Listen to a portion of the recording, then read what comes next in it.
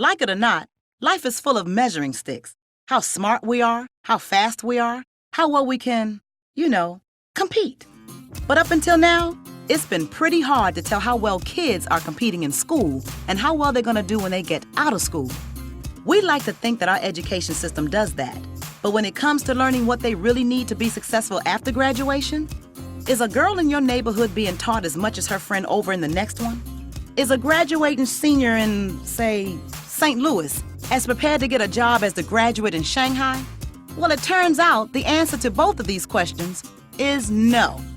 Because for years, states had been setting different standards for what students should know and be able to do at each grade level. That's making it too hard to know if our kids are really doing well enough overall, and if they can really compete for a job someday. What we really need are clear goals.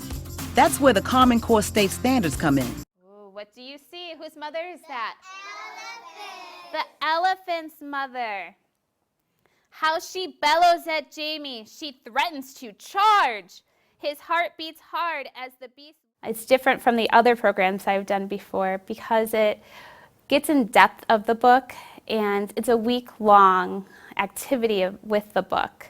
It's not just a read aloud and done. You really get into it, and you have a lot of different activities with it, and it really challenges the students. Even parents are being asked to take classes to help kids with their homework.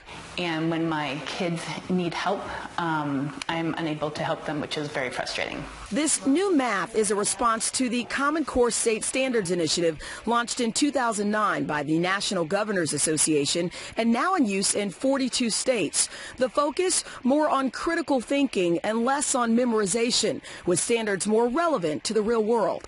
Dixie Heights teacher Chris Gillis likes the idea of a national standard for students. A student in Kentucky, if we just had Kentucky standards, could go to any school in Kentucky and expect similar goals from their classrooms.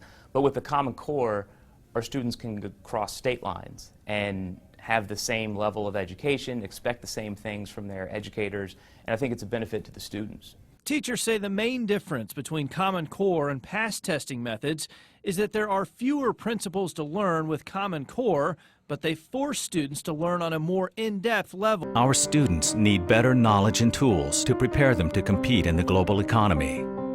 In math, science, and reading, our students haven't been keeping pace with their most advanced international peers.